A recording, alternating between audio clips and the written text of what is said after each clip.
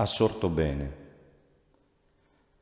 Monte de duras rocas granitinas, de esa natura gigantes dormidos, con perennes fontanas cristallinas, que infriscan e ristoran solsididos, con seculares eliges fuzidos, bene alattados da esas raiguinas, ue in verano si faguen sonnidos, turtures in amore e cardellinas.